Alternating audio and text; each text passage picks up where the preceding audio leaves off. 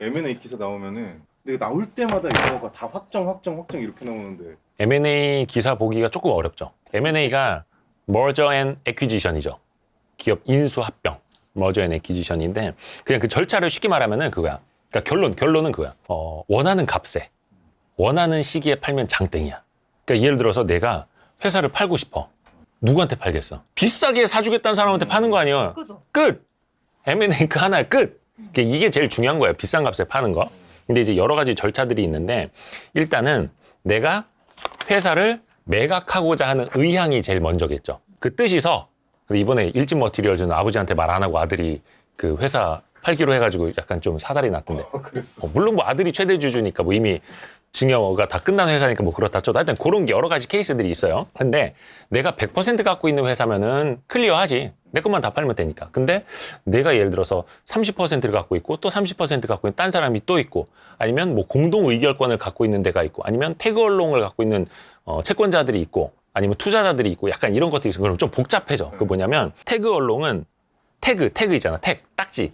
옷가사에 태그 달려있잖아. 태그 얼롱은 뭐냐면 최대 주주 네가 만약에 매각을 할 때면 내 주식도 같이 팔아야 돼 라고 약정을 해놓는 거예요. 그게 태그 얼롱 조항이야. 매각을 할 때 주식까지 같이 판다고요? 우리가 이제 기본적으로는 주식회사를 기준으로 우리가 이야기를 하는 거잖아. 그치? 그러니까 주식회사를 판다라는 뜻은 뭐 공장 따로, 땅 따로, 설비 따로 파는 게 아니라 그냥 이 회사의 주식을 팔면 그 회사가 다 넘어가는 거잖아요. 그래서 주식을 기준으로 하는 거예요. 근데 예를 들어 내가 30%를 가진 최대 주주야. 근데 저기 한 5% 가진 사람이 태그 얼롱 조항 계약을 해놓은 게 있어. 그게 뭐냐면 내가 지분 일부라도 얼마 팔 때 같은 조건에 자기 것도 같이 팔아야 된다 라고 약속을 해놓는 거야. 그래서 그 사람 것도 같이 팔아줘야 돼. 그러니까 예를 들어서 내가 이 회사에 투자를 해. 투자를 하는데 저 최대 주주 혼자 경영권 프리미엄 100% 받고 팔 수도 있을 것 같아 나중에. 그럼 나는 뭐가 돼? 무리 되는 거잖아 그냥.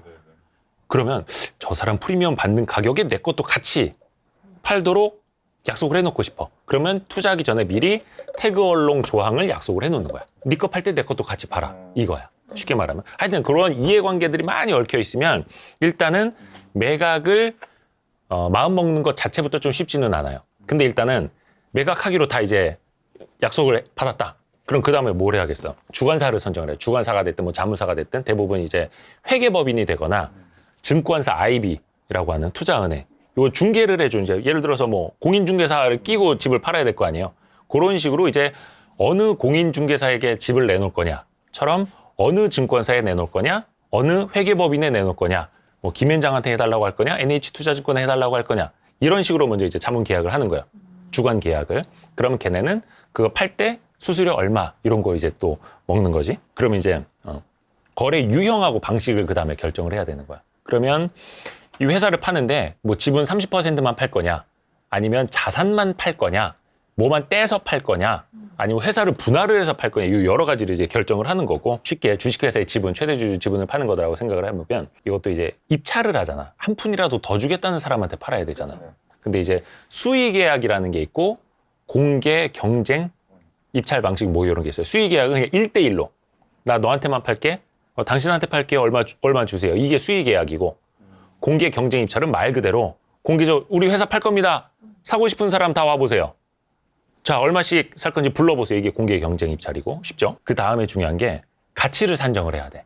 근데 이 회사 뭐 당연히 내가 1,000억도 받고 싶고 2,000억도 받고 싶지. 근데 제3의 기관에서 이거를 가치를 산정할 수도 있고 근데 그게 아니라 공공의 딜이야. 그러면은 뭐 이제 공적인 기관에서 와서 하거나 제3의 기관에서 같이 산정을 해야 되는데 그게 아니야. 그냥 내가 팔고 싶은 거야. 그러면서 아니 1,000억 이하는 안 팔아. 어떤 사람은 1,200억 준다. 그럼 1,300억 준다는 사람 데려와. 이런 식으로 할 수가 있잖아. 그래서 가치 산정은 사실은 고무줄이야. 고무줄. 내 마음이지. 1,300억 줘도 이제 안 팔 수도 있는 거고. 그러니까 고무줄인데 중요한 거는 그때 언론 플레이를 기가 막히게 잘하는 선수들이 나와. 그게 뭐냐면 아까 이제 주관사를 선정한다고 했잖아요. 네. 회계법인이 됐든 증권사가 됐든. 그러면 슬슬 이제 친한 기자들 만나서 그런 거야. 이번에 어디 매물 나온다. 그럼 어떻게 되겠어? 관심 없던 대기업들도 저거 매물 나왔대. 관심 가질 수 있지. 그리고 지난번에 수익성이 엄청 나가지고 작년 기준으로 밸류가 한 1,000억이었는데 지금은 한 2,000억 개도 저거 못 살걸? 흘리는 거야. 그 저쪽 가서 또, 야, 거기 한 3천억도 받을 수 있대. 아, 거기 삼성이 한 3천억에 산다는데 흘리고 돌아다니는 거야. 그러면 이제 그 아이비 쪽 출입하는 기자들은 좋다고 막 3천억 밸류 나오고 있다. 뭐 하는 거야. 야, IPO 할 때도 비슷해. 상장하기 전에도 막 몸값 뿜뿜 올리고 있는 그게 다 언론 플레이로 사실은 만들어지거든요. 근데 실질적으로는 이제 그거를 기업을 사기 원하는 사람들, 그죠? 원매자라고 해요. 원매자들이 얼마나 가치를 치는지가 사실은 중요한 거잖아. 그 사람들이 돈을 낼 거니까. 그게 제일 중요한 거고. 그 다음에는 이제 원매자들을 찾아 나서는 거야. 우리 회사 살 사람. 누가 사고 싶으세요? 그래서 뭐 태핑한다고도 하고 이제 접촉을 하는 거예요. 그래서 한 대여섯 군데가 관심을 보이고 있어. 그럼 그 다음에 뭐 해야겠어? 자, 우리 약속 하나 합시다. 어디 가서 발설하기 없기. 그래서 NDA를 맺어. NDA가 그 NDA 계약 이런 거 아마 많이 들어보셨을 거예요. Non-Disclosure Agreement인가? 그래서 비밀 유지 협약, 뭐 비밀 유지 계약 뭐 이런 식으로. 그래서 비밀을 유지하잖아요. 그래서 NDA를 만약에 파기했다. 그 회사 알고 보니까 뭐 부실이 어떻고 막 이런 밖에 나가서 떠들고 다녔다. 그럼 막 손해배상도 청구할 수가 있어. 계약 내용에 따라서. 그래서 일단은 비밀로 하라고 하고 그 다음에 장부를 이제 보여주지. 자, 우리 회사 사고 싶다 하셨죠? 장부 한번 보세요. 가서 보세요. 근데 그건 이제 공시되지 않은 세세한 자료들, 뭐 고객사 정보 아니면 뭐 특허 정보가 될 수도 있고 뭐 부실 자산에 대한 정보 여러 가지 정보들을 까서 보는 거야. 그럼 그 사람들이 나와서 아, 요거 매력 있겠는데? 아니다, 우리는 여기 이제 발 담그지 말자 판단을 하겠죠. 그 다음에 하는 게 인수 의향서를 이제 접수를 하는 거야. 인수하고 싶으세요? 의향서를 제시해 주세요. 그러면 아, 우리 이번에 입찰에 참여할게요. 그러니까 원서 접수하듯이 인수 의향서부터 접수를 하는 거야. 그럼 그 다음에 뭐 해야겠어? 가격을 제시를 해야 되잖아. 근데 대충 1,000억일 것 같은데 1,500억을 써야 이길지 990억을 써도 될지 아니 근데 이 회사 내가 저 장부상으로는 드러나지 않은 뭔가 꺼름직한 게 있을 수도 있잖아. 그때 뭐냐면 진짜 그때는 정밀 실사를 들어갑니다. 실사를 다 보는 거여서 이 장부에 나와 있지 않은 거는 뭐가 없는지까지 다 들여다본 다음에 인수 제안서를 접수를 해. 인수 제안서를 접수를 할 때 뭐냐면 얼마에 사겠다까지 금액을 적어서 인수 제안서를 넣는 거예요. 그러면 이제 주관사랑 이 매도자 입장에서는 아, 저 자식들은 자꾸 우리 저 자산가다 딴지를 거네. 그래서 950억에 사겠대. 근데 저기는 1,100억 준대. 저기는 1,111억 준대. 저기는 1,111억 1,111만 원 준대. 그래. 1원이라도 많이 주는 얘네를 뽑자. 이렇게 하는 거야. 그래서 항상 M&A 할 때는 인수 제안서 가격을 쓸 때는 뒤에 단자리도 되게 중요해. 300만 원, 500만 원 더 쓰느냐 덜 쓰느냐에 따라서 떨어질 수도 있어. 옛날에 NH 그 농협이 우리 투자증권을 인수해가지고 그게 지금 NH 투자증권이 된 거거든요. 네. 그때 NH 금융지주에서 임종용 회장이 그때 이제 금융위원장도 하셨던 분인데 그 뒷자리 어떻게 정했냐면은 머리를 식히러 이제 들어가면 계속 고민할 때 얼마를 써야 될지. 그래서 이제 어디 이제 외곽까지 나가갖고 딱 차를 세워서 얼마를 쓰지 딱 봤는데 계기판에 키로수 있잖아. 네. 키로수 그 뒷자리가 뭐 얼마가 딱 써 있었어요. 그래서 그걸 뒷자리로 썼대. 그래가지고 NH금융지주가 우리투자증권 인수를 했어. 그러니까 뒷자리도 되게 중요해요. 잠깐 옆으로 샜는데 그런 내용들을 보고 그 다음에는 바로 당신한테 팔게 이게 아니라 당신과 그럼 최우선적으로 협상을 할게 라고 사인을 해주는 거야. 그게 바로 우선 협상 대상자를 선정을 하는 거야. 근데 제일 중요한 거는 돈이죠. 한 푼이라도 많이 쓰는. 근데 여러 가지를 감안을 해야 돼. 예를 들어서 우리 직원들 고용 안정, 고용 잘 지켜줄 수 있는지, 그리고 정말 이 사업을 계속 잘 키워나갈 수 있을 건지 미래 비전도 볼 수 있는 거고, 정말 제대로 된 기업인지, 그냥 레버리지로 돈만 땡겨가지고 그냥 일거에 끌어오고 약간 위험한 애들 아닌지도 봐야 되잖아. 그래서 사업이 지속 가능할 건지. 근데 물론 중요한 건 뭐다? 돈. 근데 스토킹 호스? 무슨 말이에요? 스토킹 호스라는 말이 요즘에 쌍용차 때도 나왔을 거예요. 그게 뭐냐면 경쟁을 더 붙인다는 뜻이에요. 요거는 미리 수의 계약처럼 해놓는 거야. 나 너한테 팔게. 근데 이거 너 얼마 줄 거야? 1,000억? 그래. 만약에 1,000억 이상 부르는 사람 없으면 너한테 팔 거야. 근데 만약에 저기 누가 나중에 나타나서 1,200억에 사겠대. 근데 난 쟤한테 1,200억에 바로 팔진 않을 거야. 대신에 너한테 1,200억을 부를 수 있는 권리를 한번 줄게. 네가 1,200억 준다면 난 너한테 팔 거야. 이게 이제 스토킹 호스 방식이에요. 5팀이 내가 사고 싶어요.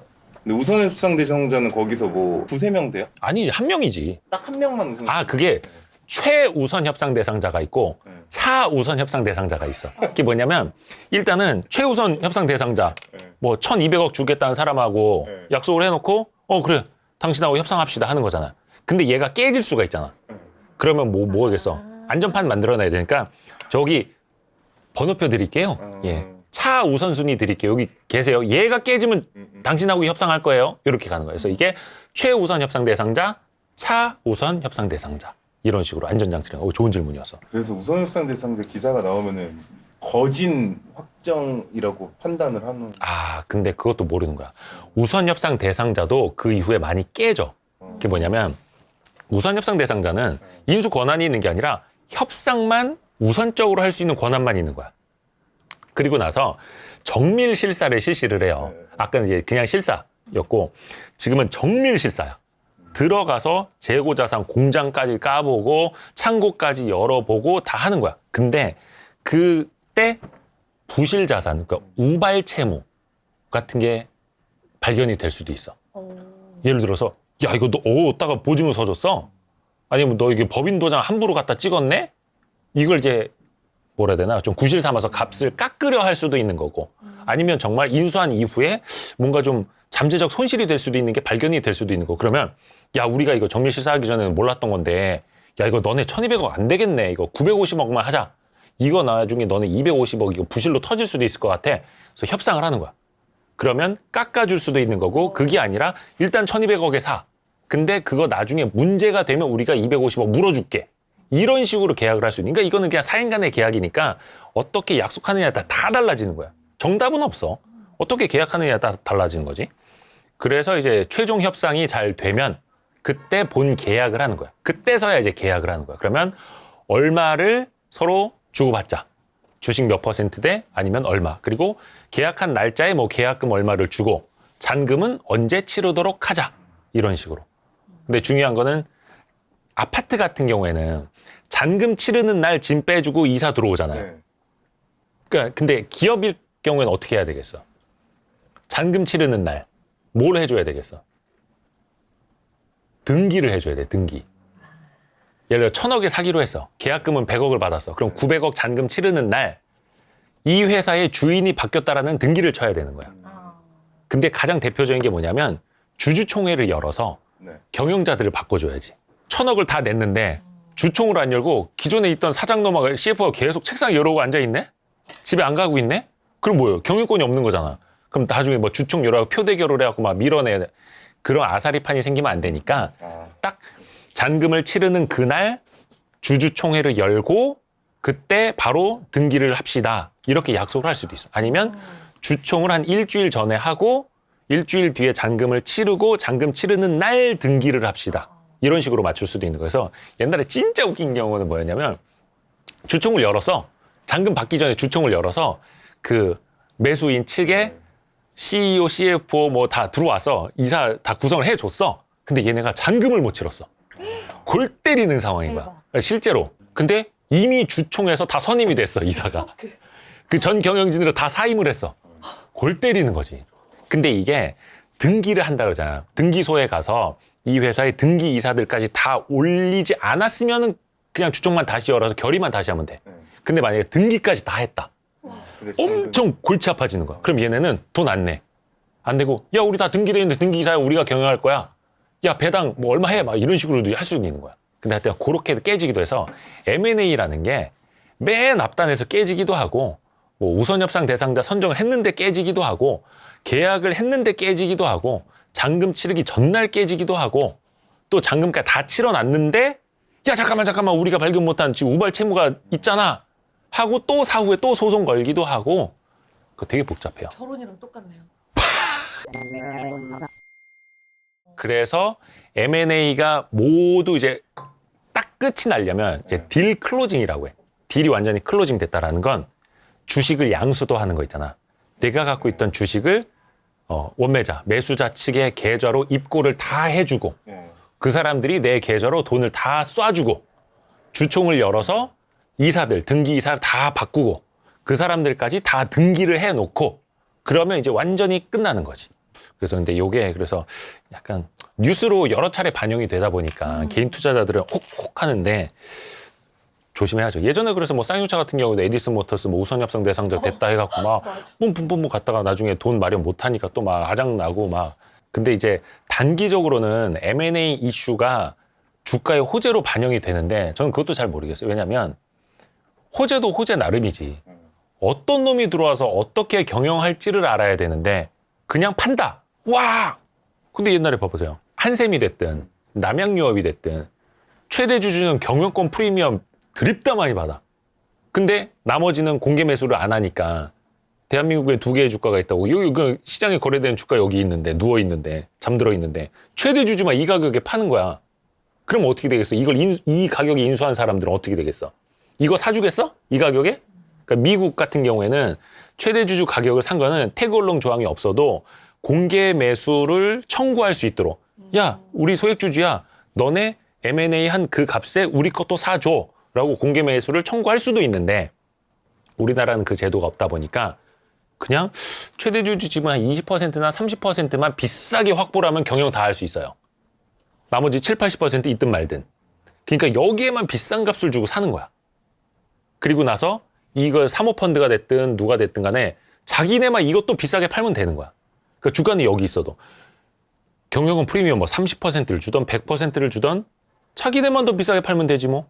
정말 좀 도입을 해야 하는 게 뭐냐면 메이저리티 오브 마이너리티. 그게 뭐냐면 마이너리티가 소수주주들이잖아. 소액주주들. 소수주주들의 동의를 받도록 하는 거야. 중요한 경영사항이라든지 아니면 뭐 M&A 또 뭐 법만 만들면 적용을 할 수도 있겠지만 그럴 때 최대 주주가 혼자 다수의 지분을 갖고 있다고 해서 그냥 끝내지 말고 저 마이너리티한테도 소액주주들한테도 동의를 받도록 하라. 그게 메이저리티 오브 마이너리티예요. 그게 생기면 예를 들어서 M&A를 할 때 뭐 최대 주주분 30%만 비싸게 주고 끝내는 게 아니라 마이너리티 지분들도 좀 사줘야 되고 공개 매수를 한다라든지 아니면 자사주 매입 소각을 하면서 주주 가치를 좀 올려준다라든지 이런 것들이 생기겠죠. 근데 우리나라는 그게 없어. 그래서 그냥 소액주주는 쩔이요. 개미는 그냥 밟아 죽이는 대상이야. 진짜 싫다. 이렇게 재무 제표에만 나와 있는 거 말고 막 여러 가지 그 무형 자산에 대한 그 가치를 반영을 해서 플러스 알파로 그러니까 그 약간 회계적인 내용인데 이게 되게 또 중요한 게 뭐냐면 M&A 할 때 너무 비싸게 사면 안 돼. 그러니까 예를 들어서 내가 이기려고 해. 이거를 지금 딴 기업하고 경쟁이 붙었어. 딴 데가 1200억에 산대. 그 내가 1400억을 질러버려. 그 살 수가 있겠지. 근데 이 기업의 공정 가치는 1000억이야. 그러면 나는 400억 정도의 프리미엄을 주고 산 거잖아. 그럼 이 프리미엄을 상각을 해야 돼. 지난번에 우리 상각 이야기해 줬잖아요. 그러니까 예를 들어서 식당에다 비유를 해봅시다. 내가 저기 맛집이야. 내가 저거 인수하고 싶어. 그럼 어떻게 돼? 권리금 줘야 되잖아. 네. 권리금 얼마? 뭐 예를 들어서 한 1억을 줄 수도 있어. 근데 그 권리금을 1억을 줬다. 그만큼 내가 뭐 떡볶이를 팔든 불고기를 팔든 남겨야 되는데 당장 1억 원은 뭐야? 그 사람한테 준 웃돈이야. 그러니까 그거에 대한 비용 처리를 해야 돼.